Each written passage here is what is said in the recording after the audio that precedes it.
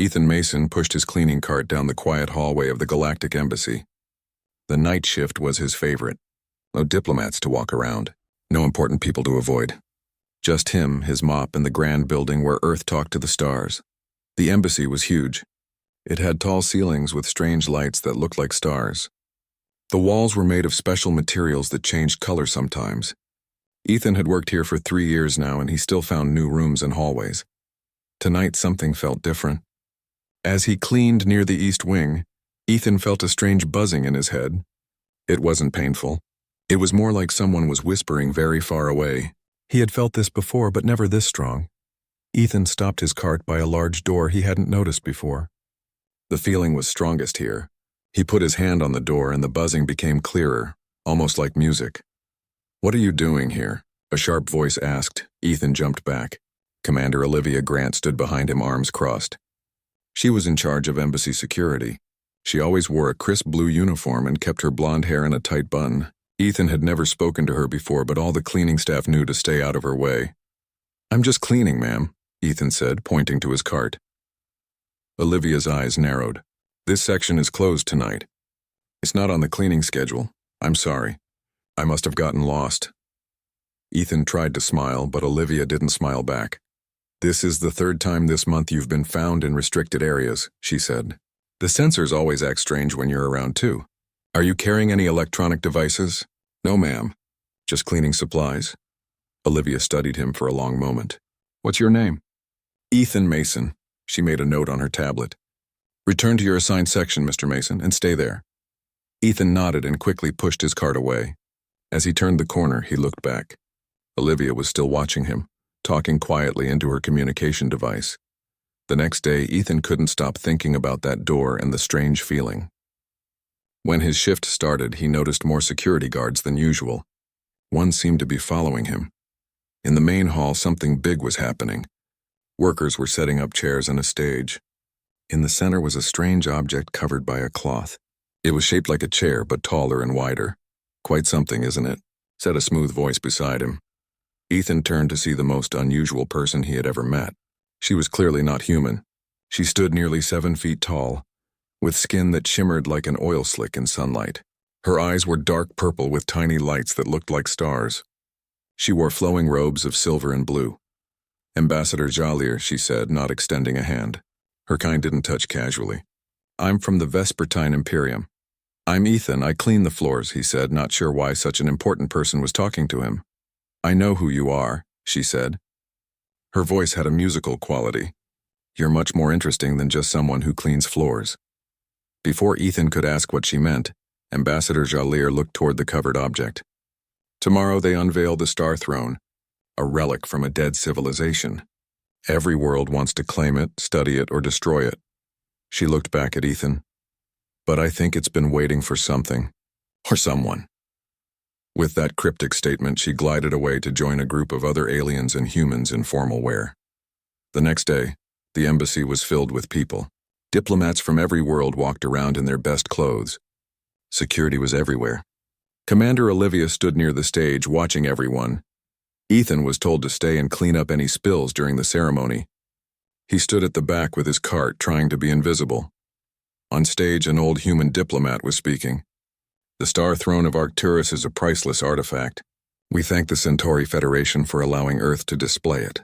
This throne once belonged to a race that traveled the stars before any of our civilizations existed." The cloth was pulled away. Under it was a large chair made of dark metal. It had strange symbols carved all over it. It didn't look special, just old. But to Ethan, it was like looking at the sun. The buzzing in his head became a song. The throne seemed to glow, though no one else noticed. He gripped his mop handle to stay standing. Across the room, Ambassador Jalir was staring right at him. She could sense something, too. As diplomats argued about who should study the throne, Ethan felt himself walking forward. He didn't mean to. It was like the throne was pulling him. "Hey, get back!" a security guard shouted, but Ethan couldn't stop. He reached the stage. Commander Olivia was moving toward him, hand on her weapon. But she was too far away. Ethan touched the throne with one finger. A small spark jumped between his skin and the metal. Only he saw it. The throne made a sound. Very quiet, like it was waking up. "Get him out of here," someone shouted. Guards grabbed Ethan and pulled him away. As they dragged him toward the exit, he looked back. Ambassador Jalir was touching the throne where he had touched it. She looked up and their eyes met across the room. The throne had been silent for thousands of years. Now it was awake, and Ethan knew somehow that his life would never be the same. That night, locked in a security office, Ethan dreamed of stars and ships and a war that had been fought long ago. In the dream, he was sitting on the throne and all the stars bowed to him. When he woke, there were strange symbols on his arms that faded as he watched. And somewhere in the embassy, the star throne hummed quietly, waiting for him to return. Ethan sat in the small security room for hours. The walls were plain white. There was only one small window in the door. His head still buzzed with strange sounds from the throne. The door opened and Commander Olivia walked in. With her was a younger woman in a security uniform. She had red hair pulled back in a ponytail and a look that said she didn't want to be there. "This is Officer Natalie Reed," Olivia said. "She'll be watching you from now on." Natalie nodded but didn't smile. "I didn't do anything wrong," Ethan said. "You touched a priceless artifact," Olivia replied. "And you've been found in restricted areas multiple times. The sensors also malfunction around you. That's too many coincidences."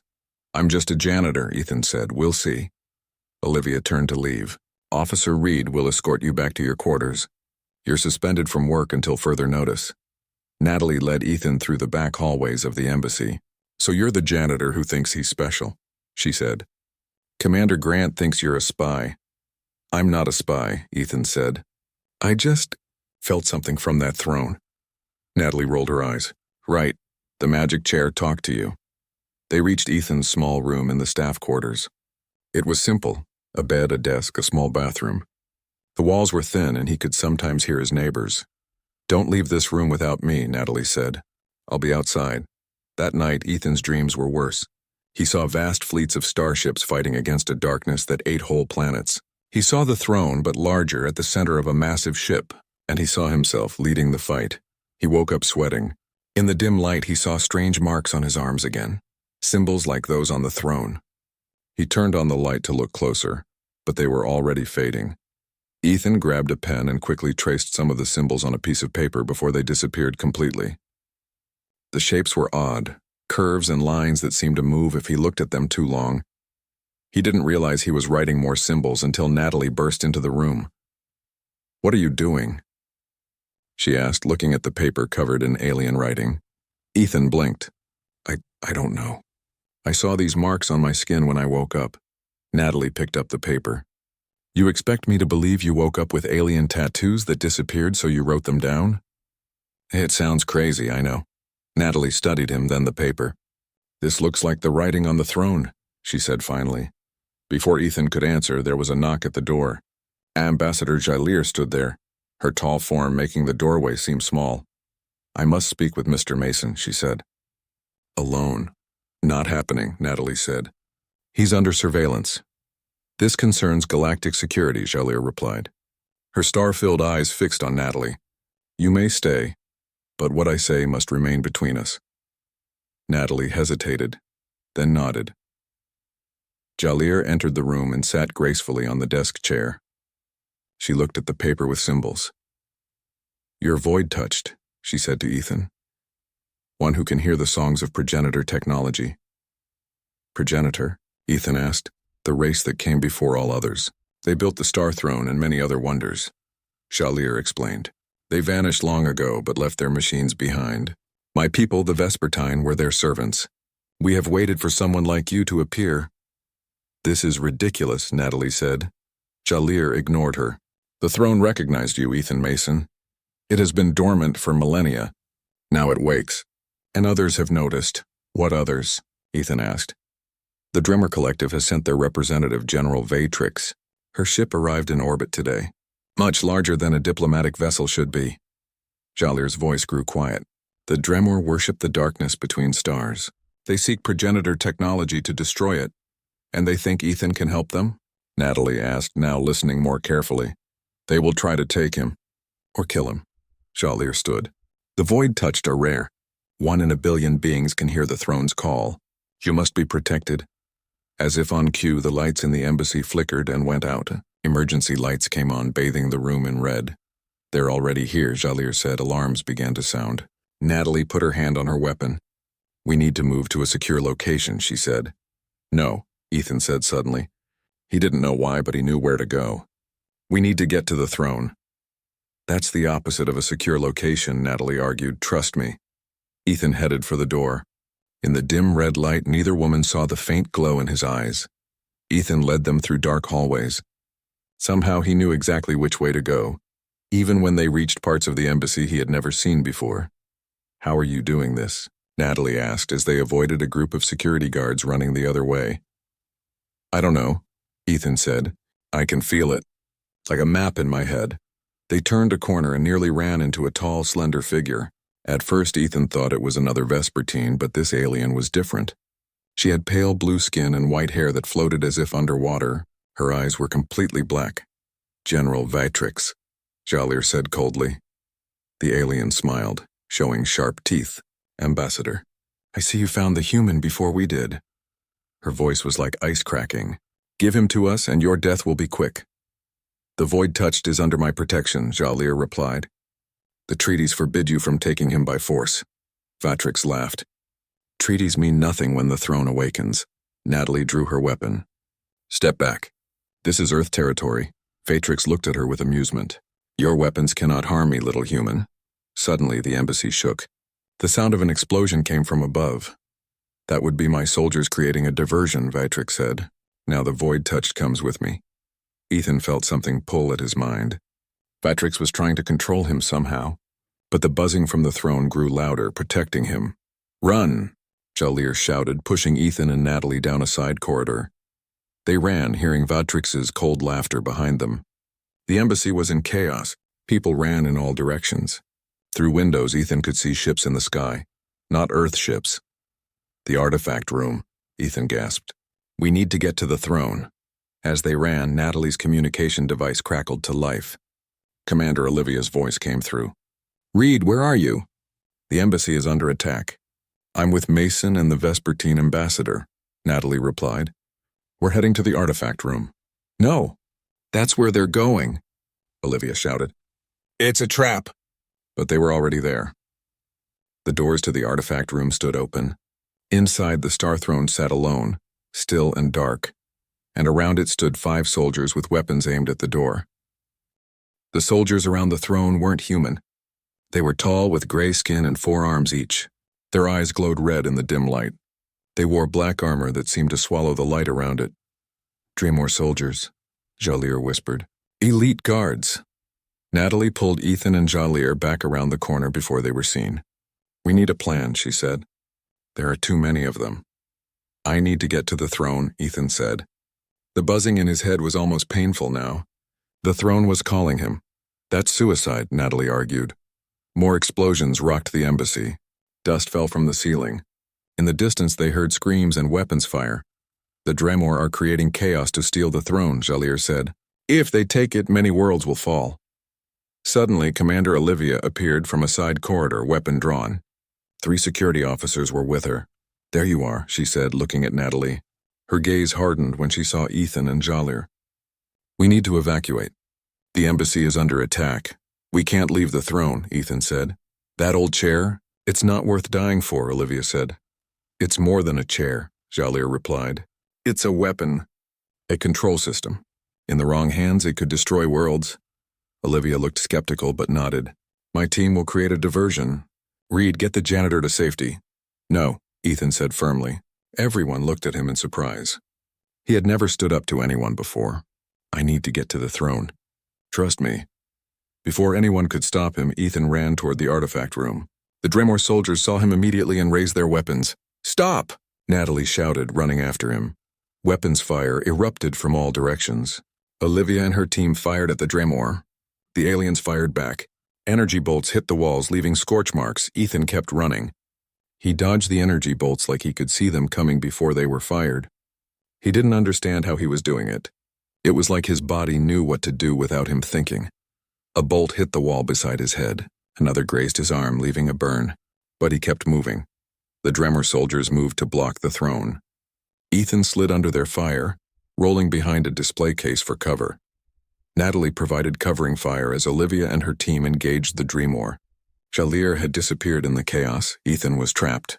The throne was only 20 feet away, but Dreamor soldiers stood between him and it. He couldn't move without being shot. "Surrender, Void touched," one of the Dreamor called out. "General Vatrix wants you alive, but we can bring you dead if necessary." Ethan looked around desperately for a way out. The room was large, with high ceilings and display cases holding other artifacts. None of them called to him like the throne did. Suddenly, the lights went out completely. Even the emergency lights failed. The room was plunged into total darkness. In that moment, Ethan saw something no one else could see. The throne was glowing faintly, with tiny lines of light running through its surface. It was like a beacon calling to him. He moved in the darkness, guided by the throne's glow. The Dreamor fired blindly, their energy bolts lighting up the room in brief flashes. Ethan reached the throne and crouched behind it. He could feel its energy pulsing against his back. The symbols carved into its surface were warm to the touch. The lights flickered back on. Ethan found himself surrounded. 2 Dreamor soldiers stood in front of him, weapons aimed at his chest. Behind him was only the throne. "Nowhere to run, human," one soldier said. Across the room, Natalie was pinned down behind a fallen display. Olivia and one remaining officer were exchanging fire with other Dreamor. 2 of her team lay motionless on the floor. General Vatrix entered the room, her pale form seeming to float rather than walk. "The Void touched in the throne," she said with a cold smile. "A perfect pair. Take them both." Ethan looked at the throne behind him. It was his only option. Without thinking, he jumped up and sat on the star throne. The Dreamor soldiers laughed. "He thinks he's a king," one mocked. Vatrix's smile faded. "Get him off there now!" But it was too late. The moment Ethan touched the throne, everything changed. The throne lit up beneath him. Bright blue-white light spread from where he sat, flowing through the carved symbols like water. The light spread across the floor in geometric patterns. It climbed the walls and reached toward the ceiling. The entire room was transformed by the glowing network of light. Everyone stopped fighting and stared.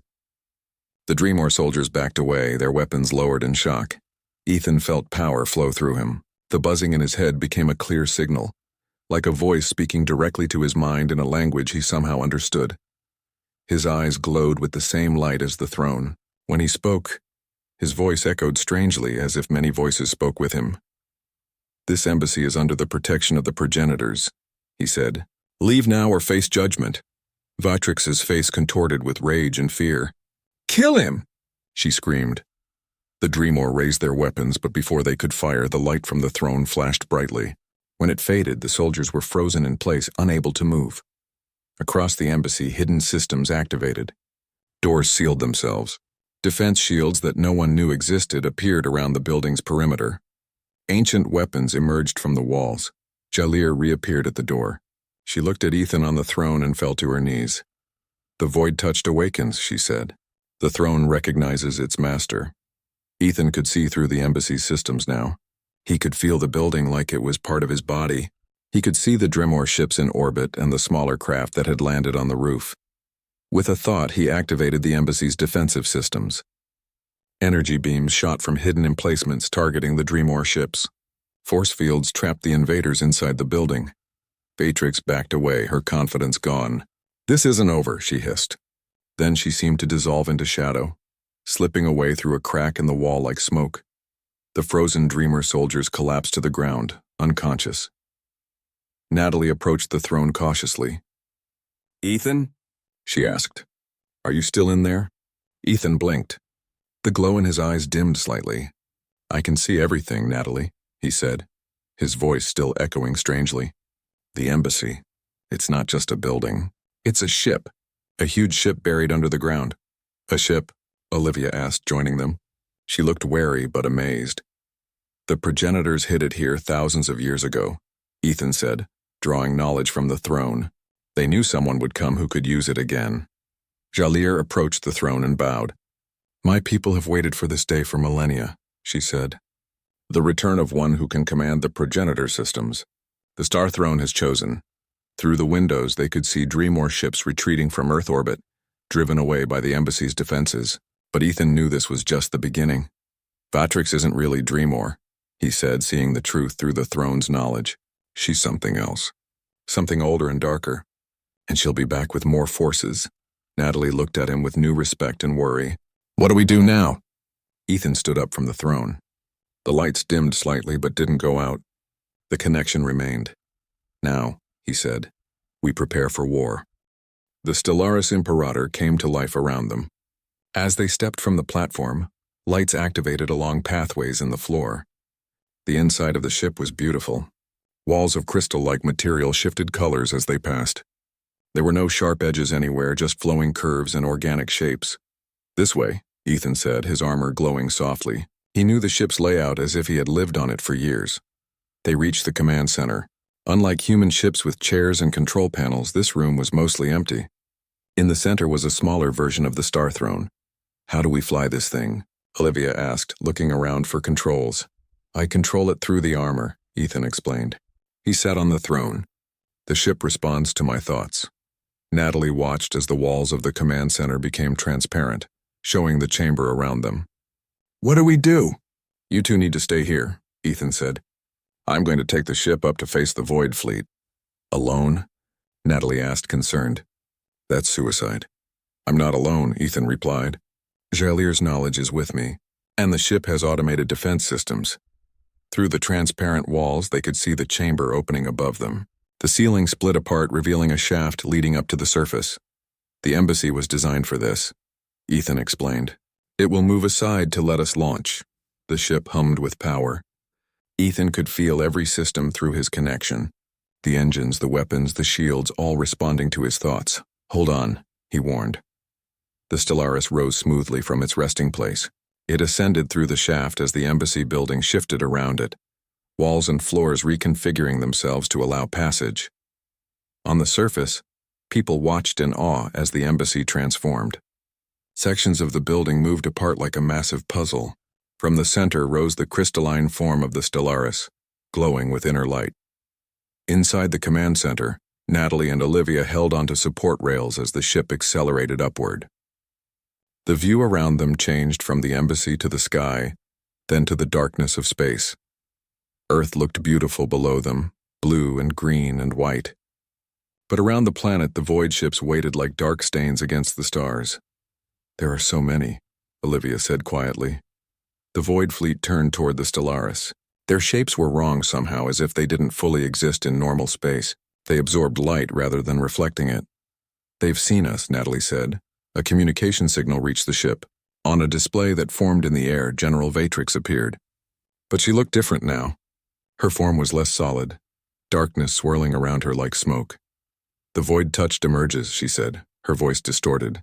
You surprised me, human. I didn't expect you to awaken the Stellaris so quickly. Leave Earth alone, Ethan said. Your fight is with me now. Vatrix laughed, the sound like breaking glass.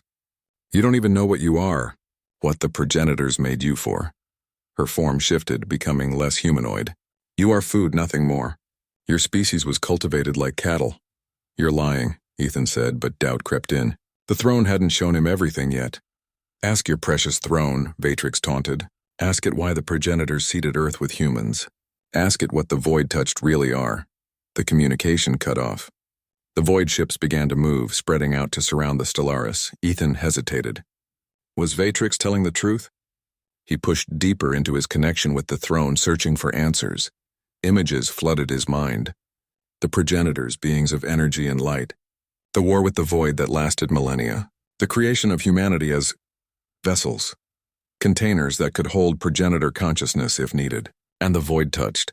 Humans with special neural patterns that could interface with progenitor technology. She wasn't lying, Ethan said quietly. Humans were created by the progenitors. We're their descendants in a way, or their replacements. But does that change anything? Natalie asked. They're still trying to destroy Earth. Ethan straightened in the throne. No, it doesn't change anything. The Stellaris' weapons came online. They were unlike anything humans had built. Beams of concentrated light that could pierce the Void ship's defenses. The battle began. The Void fleet fired first, dark energy weapons that distorted space itself. The Stellaris' shields held barely. Ethan returned fire, targeting the nearest ships. The Stellaris moved with impossible grace for something so large. It danced between enemy attacks, its crystal hull reflecting weapons fire. Ethan felt the strain through his armor. Controlling the ship took all his concentration. Every hit they took weakened the shields. Every shot they fired drained power. 2 void ships exploded into darkness, hit by the Stellaris' main weapons. But there were still many more, and the largest ship, Vatrix's command vessel, was holding back. The shields are failing, Ethan warned. We can't take much more. Suddenly, Vatrix's ship accelerated toward them. It was massive, easily 3 times the size of the Stellaris. She's ramming us, Olivia shouted. Ethan tried to move the ship, but they were surrounded. There was nowhere to go. Vatrix's ship crashed into the Stellaris, not with enough force to destroy it, but to lock them together. The crystal walls of the command center darkened as Vatrix's ship began to drain the Stellaris' energy. She's boarding us, Ethan realized. She wants the throne and the armor. Dark shapes moved through the ship's corridors. Void creatures, servants of Vatrix, flowing like liquid shadow. We need to seal the command center, Olivia said, drawing her weapon. It looked small and useless against such enemies. No. Ethan stood from the throne. I need to face Vatrix directly. It's the only way. You can't, Natalie argued. She'll kill you. I have to try. Ethan's armor glowed brighter. The armor will protect me. Stay here. The ship will keep you safe. Before they could stop him, Ethan stepped into the corridor. The ship guided him toward Vatrix. He could feel her presence, a cold emptiness moving through the Stellaris. They met in a large chamber near the center of the ship. Vatrix had abandoned any pretense of humanoid form. She was darkness given shape, a writhing mass of void energy with only the suggestion of a face. The last void touched, she said. How fitting that you should be the last meal before we consume your world. You've tried before, Ethan said. The progenitors stopped you. The progenitors fled, Vatrix corrected. They ran to other dimensions, leaving their creations behind. Just as they'll leave you. She attacked, tendrils of darkness lashing out at Ethan. The armor protected him, flaring with light wherever the darkness touched. Ethan fought back. The armor responded to his thoughts, forming weapons of light that cut through Vatrix's form, but she reformed each time, darkness flowing back together. You cannot destroy what I am, Vatrix said. I am the space between stars. I am entropy itself. She struck again, harder this time. The armor cracked in places, darkness seeping through to touch Ethan's skin. It burned like ice. Ethan knew he couldn't win this fight, not directly. Vatrix was too powerful, too ancient, but maybe he didn't need to destroy her. He reached deeper into the armor's systems, into the throne's knowledge. There had to be another way, then he found it. A dimensional anchor. The progenitors hadn't destroyed the void. They had contained it, pushed it into pocket dimensions where it could do no harm. Ethan began to reconfigure the ship's systems. The power drained from weapons and shields, redirected to a new purpose. Vatrix sensed what he was doing. No, she shrieked, her attack becoming desperate. Ethan felt the armor failing. Darkness covered more of his body now. The pain was incredible, but he kept working, kept redirecting power. Around them, reality began to warp. The dimensional anchor was forming, a gateway to a prison dimension. You'll be trapped with me, Vatrix warned, trying one last attack. No, Ethan said. Just you. With his last strength, Ethan activated the anchor. Space tore open around Vatrix, a swirling vortex of energy that pulled at her darkness. Vatrix fought against it, tendrils of void energy clinging to the ship, but the pull was too strong.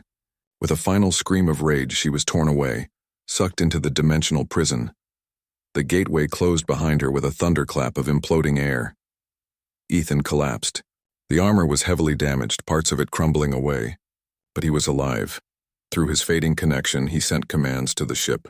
The Stellaris disengaged from Vatrix's now empty vessel and turned its weapons on the remaining void ships. Without their leader, they scattered, fleeing back into deep space.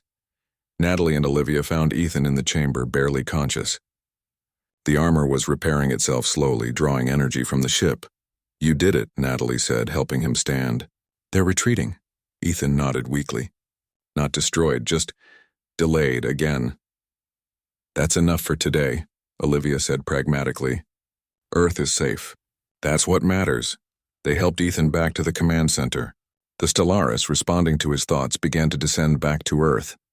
As they approached the atmosphere, Ethan activated the ship's communication systems.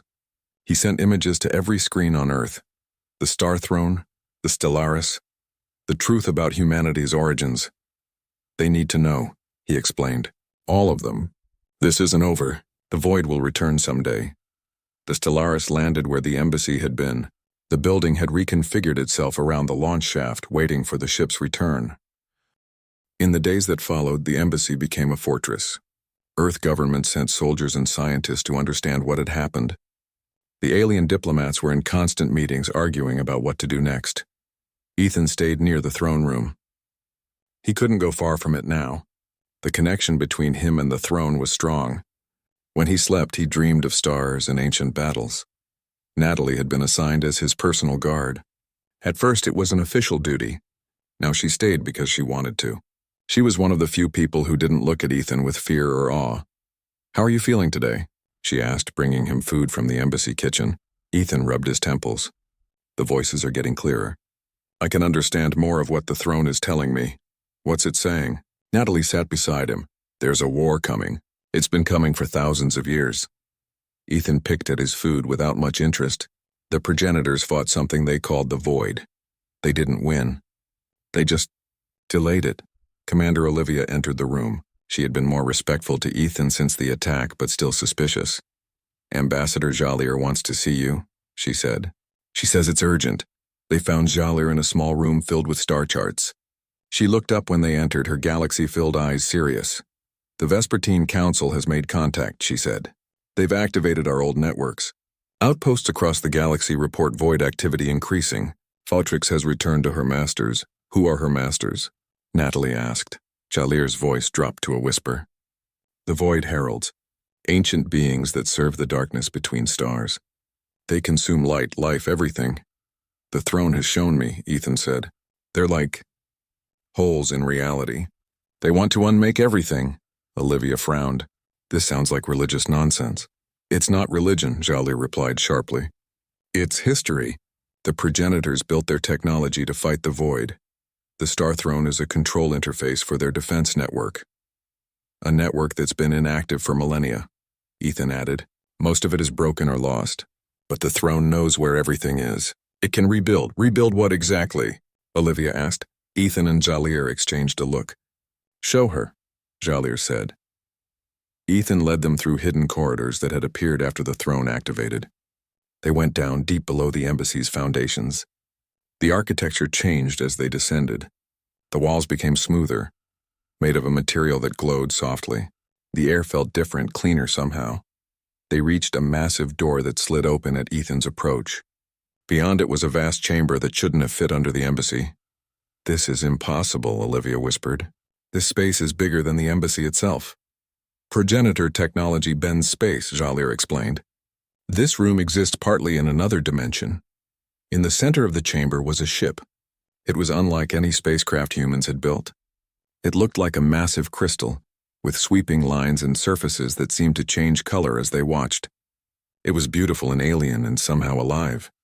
"The Stellaris Imperator," Ethan said. "The flagship of the Progenitor Defense Fleet." "It's been here all this time?" Natalie asked, amazed. "The embassy was built over it deliberately," Jallier said. "My people guided humans to this location centuries ago, preparing for this moment." Olivia walked around the ship, her professional demeanor cracking in the face of such wonder. "Can it fly?" "Not yet," Ethan said. "It needs to be fully awakened. The throne is connected to it, but there are still systems that need repair." A technician rushed into the chamber looking panicked. "Commander Grant, we're receiving reports of unknown objects approaching Earth orbit. They're not on any registry." Olivia's face hardened. "How many?" "At least 20 ships. They're big." They rushed back to the embassy's command center. The screen showed dark shapes approaching Earth. They were unlike any ships seen before. They seemed to absorb light rather than reflect it, making them visible only as voids against the stars. "Void ships," Jallier said, her voice tight with fear. "Vatrix has brought her fleet." Earth defense forces were mobilizing, but Ethan knew they wouldn't be enough. These ships were ancient and powerful. They had destroyed worlds before. "We need to activate the Stellaris," Ethan said. "It's the only ship that can fight them." "It's not ready," Jalir argued. The systems are still dormant. We don't have a choice. Ethan headed for the throne room. The throne can force the activation. In the throne room, Ethan sat once more upon the star throne. It lit up immediately, brighter than before. The light spread throughout the embassy. Through his connection, Ethan could see the void ships approaching. They would reach Earth in hours. They carried weapons that could crack the planet's crust. He pushed deeper into the connection, searching for a way to activate the Stellaris. The throne resisted. There were protocols, safety measures. It won't work, Ethan said, frustrated. The ship needs more power than I can channel. Jalir stepped forward. There is a way. The throne was meant to be used by a progenitor. Your human body can't channel enough energy, but I can help. How? Natalie asked. The Vespertine were made to serve the progenitors, Jalir explained. We can amplify their power, but it requires sacrifice. Ethan understood what she meant. No, I won't let you do that. There is no choice, Jalir said firmly. My people have waited thousands of years for this moment. This is our purpose, before anyone could stop her. Jalir placed her hands on the throne beside Ethan. Her skin began to glow from within, the star-like points in her eyes growing brighter. What is she doing? Olivia demanded. She's channeling her life energy into the throne, Ethan explained, feeling the power surge. She's giving her life to power the ship. Natalie tried to pull Jalir away, but an energy field had formed around the throne. No one could approach. Stop her, Natalie shouted. I can't, Ethan said. Tears ran down his face. It's already begun. Jalir looked at Ethan, her face serene despite the pain she must be feeling. Remember us, she said. Remember the Vespertine who waited so long for your coming. Her body began to dissolve into light. The energy flowed into the throne and through Ethan. It was overwhelming, a torrent of power and knowledge. The embassy shook. Deep below, the Stellaris Imperator was awakening. Systems that had been dormant for millennia came to life. As Jalir's physical form faded completely, she spoke one last time. The final protocol, she whispered. The armor of stars. It will protect you. Then she was gone, transformed into pure energy that surged through the throne and into Ethan. The throne changed beneath him. It seemed to melt and flow, the metal becoming liquid light that wrapped around Ethan's body. It formed a suit of armor, gleaming with the same patterns as the throne itself. Ethan stood, now encased in progenitor battle armor. Through it, his connection to the ship and all progenitor systems was complete. Natalie stared at him in awe and sadness. Ethan? His eyes glowed brightly, but his voice was still his own. I'm still here, he said. But I'm more than I was. Through the windows, they could see the void ships entering Earth orbit. Dark energy weapons began to charge. We need to stop them, Olivia said, practical even in the face of the impossible. We will, Ethan replied. He raised his hand and a section of the floor opened. A platform rose from below. This will take us to the Stellaris. It's ready now. Natalie stepped onto the platform beside him. I'm coming with you. Olivia hesitated, then joined them. Earth's defense is my responsibility. I go where the threat is. The platform descended rapidly, carrying them to the ship that would decide Earth's fate. As they traveled, Ethan felt Jalir's presence in the armor guiding him, teaching him how to use his new powers. The void ships were closing in. Time was running out. But for the first time since this began, Ethan felt ready. The throne had chosen him. Now he would show why.